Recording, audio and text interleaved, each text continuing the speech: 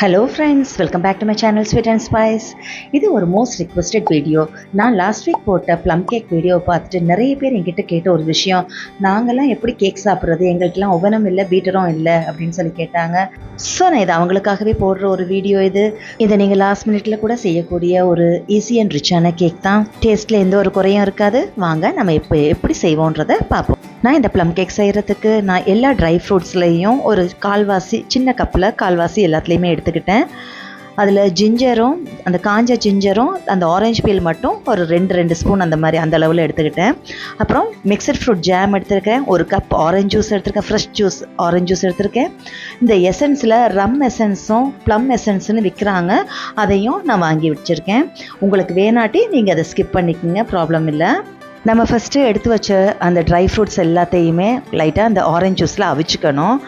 ஏன்னா நம்ம இந்த நார்மலாக இந்த ப்ளம் கேக் செய்கிறதா இருந்தால் நம்ம எப்படியும் ஒரு மாதத்துக்கு முன்னாடியோ அட்லீஸ்ட் ஒரு 2-3 டேஸ் பிஃபோராவது நம்ம ஊற வச்சு செய்வாங்க.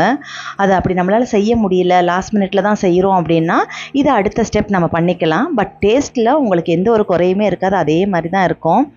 நம்ம எடுத்து வச்ச அந்த ப்ளம் எசன்ஸ்லையும் ட்ரம் எசன்ஸ்லையும் ஒரு ஸ்பூன் நான் விட்டுக்கிட்டேன். இப்போ நான் எடுத்து வச்ச ட்ரை ஃப்ரூட்ஸையும் அதில் போட்டு அதில் பாயில் பண்ண போகிறேன். நான் இதில் எந்த ஒரு நட்ஸுமே சேர்க்கலை. நட்ஸ் எல்லாம் நான் பேட்டரில் தான் யூஸ் பண்ண போகிறேன். அதோடு நான் எடுத்து வச்ச ஜாமில் 2 ஸ்பூன் நான் போட்டு அதையும் மிக்ஸ் பண்ணிக்கிறேன். நீங்கள் எந்த டைப் ஜாம் வேணால் நீங்கள் எடுத்துக்கோங்க. நாம் யூஸ் பண்ணியிருக்கிறது மிக்சட் ஃப்ரூட் ஜாம். நம்ம இந்த ஜாம் யூஸ் பண்ணுறதுனால நம்ம கேக்குக்கு இன்னும் கொஞ்சம் எசன்ஸ்லாம் இறங்கி நல்ல டேஸ்ட் ஒன்று கொடுக்கும். அதுக்காக தான் ஜாம் யூஸ் பண்ணுறோம். போட்டுட்டு நல்லா மிக்ஸ் பண்ணி விட்ருங்க. உங்கள்கிட்ட வீட்டில் என்னென்ன ட்ரை ஃப்ரூட்ஸ் இருக்கோ அது எல்லாத்தையுமே நீங்கள் போட்டுக்குங்க. அது உங்களுடைய விருப்பம். அடுப்பை மீடியம் ஃப்ளேமில் வச்சு நல்லா அந்த பழங்கள் எல்லாத்தையும் அவிய விட்டுருங்க. அவிஞ்சு அந்த தண்ணி, அந்த ஜூஸ் நல்லா வத்திரணும். அது வரைக்கும் நல்லா பாயில் ஆகட்டும்.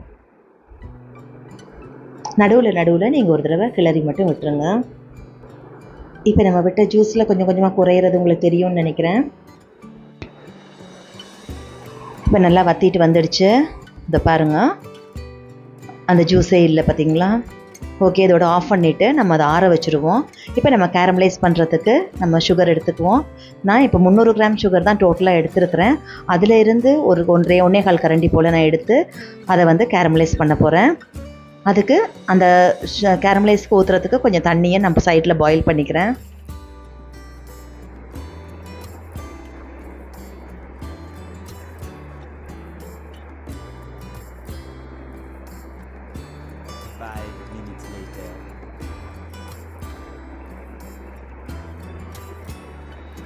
நான் அடுப்பு மீடியம் ஃப்ளேமில் தான் வச்சுட்டு செய்கிறேன். இல்லாட்டி டக்குன்னு கருகின மாதிரி ஆகிடும்.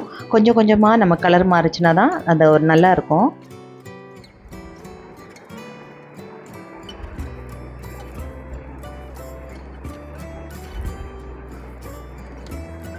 கேரமல் என்ன கலரில் வருதோ அதுதான் நம்மளுடைய கேக்கோடைய கலரு. அதனால் கேரமலை நல்லா கொஞ்சம் ஒரு நல்ல கலருக்கு கொஞ்சம் டார்க் கலராக்கி விட்டுருங்க.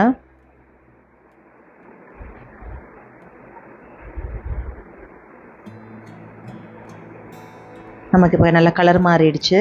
இப்போ நமக்கு இந்த கலர் போதும். இப்போ அடுப்புலேருந்து இறக்கி வச்சுட்டு நம்ம சூடாக இருக்கிற தண்ணியில் கொஞ்சம் கொஞ்சமாக ஊற்றி கிளறிக்குவோம்.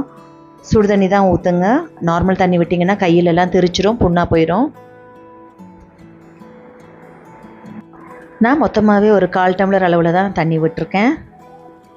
இப்போ விட்டுட்டு அதை திருப்பி ஒருக்கா கிளறிட்டு திருப்பி அதை ஒருக்கா ஒரு 2 நிமிஷம் அதை கொதிக்க விட்டுருங்க. இப்போ இந்த அளவுக்கு இது ஓகே. இதையும் அடுப்பை ஆஃப் பண்ணி விட்டுருவோம். இப்போ ரெண்டையுமே நல்லா ஆற விட்டுருவோம். இப்போ நம்ம கேக் செய்கிறதுக்கு என்னென்ன தேவைன்னு பார்ப்போம். நான் அதுக்கு 300 கிராம் மைதா எடுத்து வச்சுருக்கேன், 1/4 கிலோ சர்க்கரை எடுத்து வச்சுருக்கிறேன், 2 முட்டை எடுத்து வச்சுருக்கேன், அதை வெடுக்கு எடுத்து வச்சுருக்கிறேன். மற்றது பட்டர் ஒரு 150 கிராம் எடுத்து வச்சுருக்கிறேன், 2 ஸ்பூன் வெண்ணிலா எசன்ஸ் எடுத்து வச்சுருக்கிறேன், ஒரு சிட்டிக்கு உப்பு எடுத்து வச்சுருக்கிறேன், ஒரு துண்டு பட்டையும் 2 கிராம்பும் போட்டு பவுடராக்கி ஒரு ஸ்பூன் வர அளவுக்கு எடுத்து வச்சுருக்கேன், ஜாதிக்காய் 1 ஸ்பூன் எடுத்து வச்சுருக்கிறேன், பேக்கிங் பவுடர் 1.5 ஸ்பூன் எடுத்து வச்சுருக்கேன், பேக்கிங் சோடா 1 ஸ்பூன் எடுத்து வச்சுருக்கிறேன். மற்றது உங்களுக்கு என்னென்ன நட்ஸ் தேவையோ அது எல்லாத்தையும் நீங்கள் எடுத்துக்கோங்க. நான் இதில் கேஷ்யூ நட்ஸு, பாதாமும் வால்நட்டும் ஒரு கொஞ்சம் எடுத்து சின்னதாக உடச்சி வச்சுருக்கேன். இப்போ நான் இது சர்க்கரையை பவுடர் ஆக்குறதுக்கு நான் ஒரு மிக்ஸி ஜார் எடுத்துக்கிட்டேன். அதில் நம்ம எடுத்து வச்ச சர்க்கரையை அதில் போட்டு பவுடராக்குவோம். இப்போ ஒரு மிக்சிங் பவுல் எடுத்துக்கிறேன். எடுத்து வச்ச பட்டரை அதில் போட்டுக்கிறேன். ஒரு விஸ்க் ஒன்று வச்சு அந்த பட்டரை நல்லா அடிச்சுக்குங்க. நல்லா அடிக்கும்போது அது கலர் வந்து கொஞ்சம் உங்களுக்கு மாறும். இப்போ லைட் எல்லோ கலரில் இருக்கிறது கொஞ்சம் வெள்ளை கலரில் வர மாதிரி இருக்கும். நல்லா அடிச்சுக்குங்க.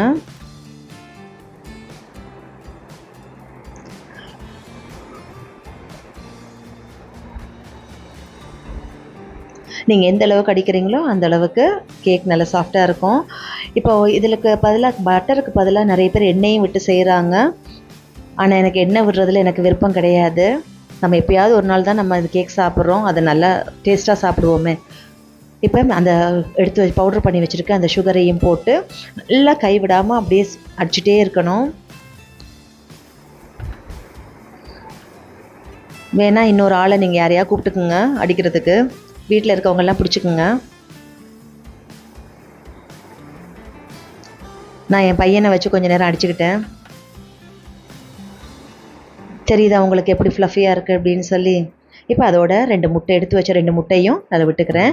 இந்த இடத்துல உங்களுக்கு வெஜிடேரியனாக இருந்தீங்க அப்படின்னு சொன்னால், உங்களுக்கு முட்டை பிடிக்கலை அப்படின்னு சொன்னால், நீங்கள் அந்த இடத்துல ஒரு கப்பு தயிர் கூட நீங்கள் விட்டு அடிச்சுக்கலாம். தயிர் விட்டிங்கன்னா முட்டைக்கு பதிலாக உங்களுக்கு ஓகேவாக இருக்கும். இப்போ இதை நல்லா போட்டு அடிக்கணும். நான் அன்சால்டட் பட்டர் தான் எடுத்துக்கிட்டேன், அதனால தான் ஒரு சிட்டிக்கு உப்பு போட்டுறேன். சப்போஸ் உங்களுக்கு சால்டட் பட்டர் கிடச்சிச்சின்னா உப்பு கொஞ்சம் பார்த்து போட்டுக்குங்க. அதுக்கப்புறமேட்டு எடுத்து வச்ச வெண்ணிலா எசன்ஸை விட்டுக்கிறேன். அதையும் போட்டு நல்லா போட்டு அடிங்க.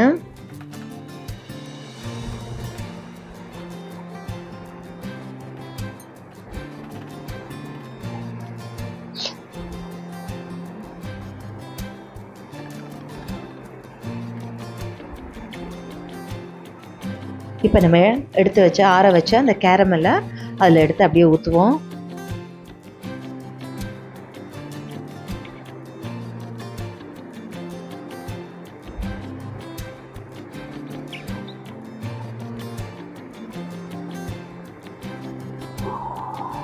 ஊற்றிட்டு நல்லா மிக்ஸ் பண்ணிடுங்க.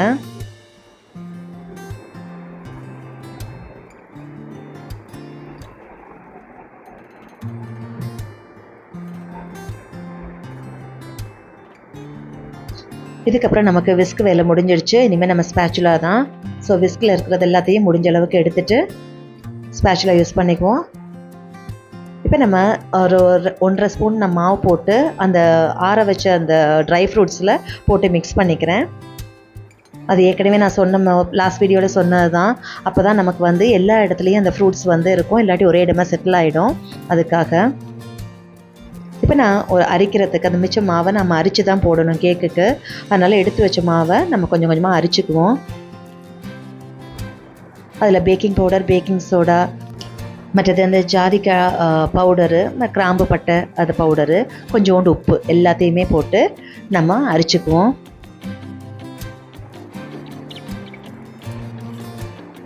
மிச்சம் இருக்க மாவையே நான் போட்டு அரிச்சுக்கிறேன். இப்போ இந்த ஸ்பேச்சுலாவால் ஒரே டைரெக்ஷனில் தான் இனிமேல் நம்ம அதை மிக்ஸ் பண்ணணும். கட் அண்ட் ஃபோல்ட் மெத்தடில் இது பண்ணுங்கள்.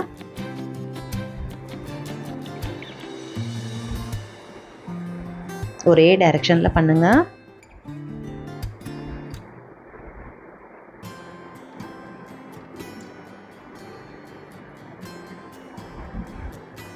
இதோட நம்ம எடுத்து வச்ச அந்த ட்ரை ஃப்ரூட்ஸ் எல்லாத்தையும் அதில் போட்டு மிக்ஸ் பண்ணிவிடுவோம்.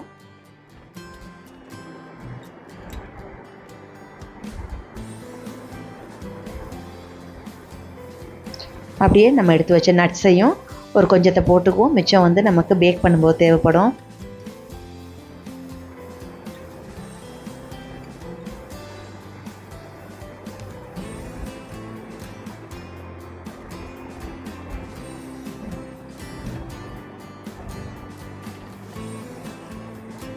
நான் வந்து இப்போ இதை பேக் பண்ணுறதுக்கு ஒரு குக்கர் வச்சுக்கிறேன். ஏன்னா அது அடிக்கணமான பாத்திரம்னா என்கிட்ட குக்கர் தான் இருந்துச்சு, நான் குக்கர் வச்சுக்கிறேன். உங்கள்கிட்டையும் இருந்துச்சுன்னா இங்கே யூஸ் பண்ணிக்கோங்க, இல்லாட்டி என்ன இருக்கோ அதை வச்சுக்கோங்க. அதில் கொஞ்சமாக சால்ட் போட்டுக்கிட்டேன். சால்ட் போட்டு அந்த அடுப்பு குக்கர் விசிலும் அந்த ரப்பரும் இருக்கக்கூடாது, ரெண்டையுமே ரிமூவ் பண்ணிவிட்டு ஒரு ரவுண்டு ரிங் ஒன்று வச்சுட்டு நீங்கள் மூடி விட்டுருங்க. அந்த குக்கர் மூடிக்கு மேலே உங்களுக்கு ஒரு சூடு வரும்போது நீங்கள் இதை தூக்கி வச்சுருங்க. நம்ம ரெடி பண்ணி வச்ச கேக் பேட்டரை நான் ஒரு பேக்கிங் ட்ரேயில் பட்டரெல்லாம் போட்டு பாதி அளவுக்கு விட்டு வச்சுக்கிறேன். இப்போ அதை அப்படியே டேப் பண்ணிக்கிறேன். அதுக்கு மேலே நட்ஸ் எல்லாம் போட்டுக்கிறேன்.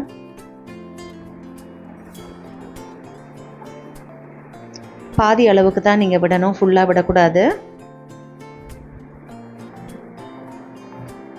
நல்லா டேப் பண்ணிக்கோங்க, இல்லாட்டி ஓட்டை விழுந்த மாதிரி இருக்கும். இப்போ இந்த குக்கரில் சூடு ஏறிடுச்சு, நம்ம உள்ளே வச்சுருவோம். பார்த்து கவனமாக வைங்க, சைட்லலாம் சுட்டுரும். மூடியை போட்டு மூடி ஒரு 1 hour மீடியம் ஃப்ளேமுக்கும் லோ ஃப்ளேமுக்கும் நடுவில் வச்சு 1 hour விட்டுருங்க. நான் மிச்சம் இருக்கிற பேட்டரை நான் வந்து ஓவனில் வச்சுக்க போகிறேன். அதுக்கு ஒரு பேக்கிங் ஷீட்லாம் போட்டு நான் ரெடி பண்ணிகிட்ருக்கிறேன்.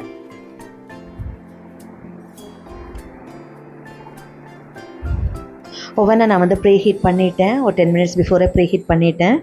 அது 160 degreeல இது ஒரு 1 hourல வச்சு நம்ம எடுத்துக்குவோம். இது எனக்கு ஒரு ஆர்டர் ஒன்று வந்துச்சு, என்கிட்ட ஒருத்தவங்க கேட்டிருந்தாங்க, அவங்களுக்காக நான் இதை வந்து செய்கிறேன்.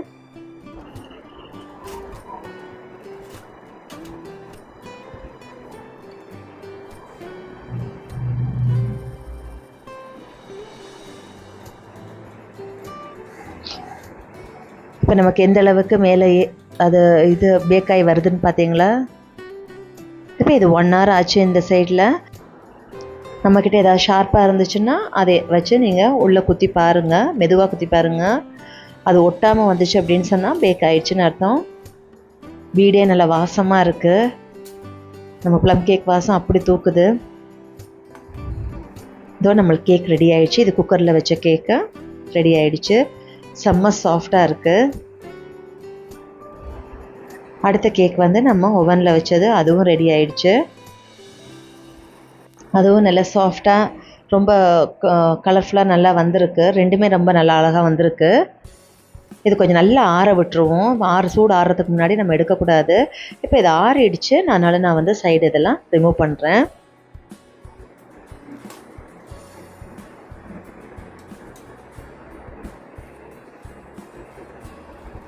பேப்பர் எல்லாம் ரிமூவ் பண்ணி எடுத்துருங்க.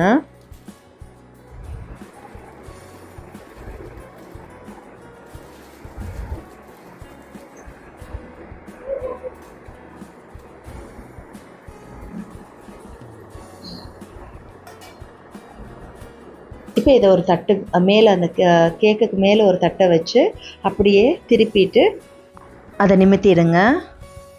இது பார்த்தீங்களா, நம்மளுடைய கேக்கு செமையாக இருக்குது. இப்போ அடுத்த கேக்கையும் நம்ம எடுத்துக்குவோம்.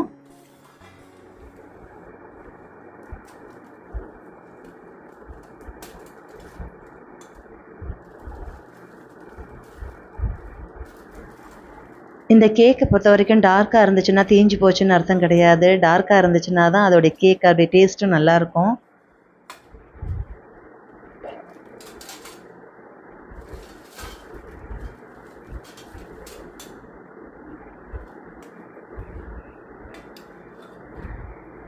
நம்மளுடைய சாஃப்டான கேக்கு, டேஸ்டியான கேக்கு ஃபஸ்ட்டு ரெடி ஆகிடுச்சு.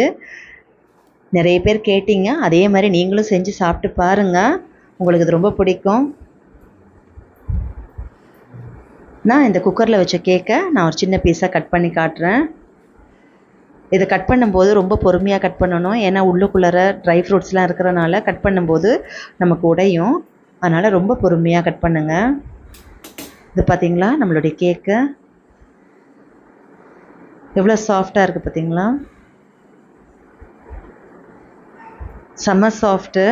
உண்மையாகவே டேஸ்ட் வேறு லெவலில் இருக்குது, அல்டிமேட்டாக இருக்குது. நீங்களும் ஒரு தடவை ட்ரை பண்ணி இந்த கிறிஸ்மஸுக்கு எல்லாரோடைய வீட்லேயும் கண்டிப்பாக ப்ளம் கேக் செஞ்சுருங்க. உங்களுக்கு இந்த வீடியோ பிடிச்சிருந்துச்சு அப்படின்னு சொன்னால் உங்கள் ஃப்ரெண்ட்ஸ் அண்ட் ஃபேமிலிஸோடு ஷேர் பண்ணிக்கோங்க. அண்ட் மறக்காமல் என்னுடைய சேனலை சப்ஸ்கிரைப் பண்ணிக்கோங்க. என்னுடைய அடுத்த வீடியோஸை நீங்கள் மிஸ் பண்ணாமல் பாருங்கள். தேங்க்ஸ் ஃபார் வாட்சிங் ஸ்வீட் அண்ட் ஸ்பைஸ்.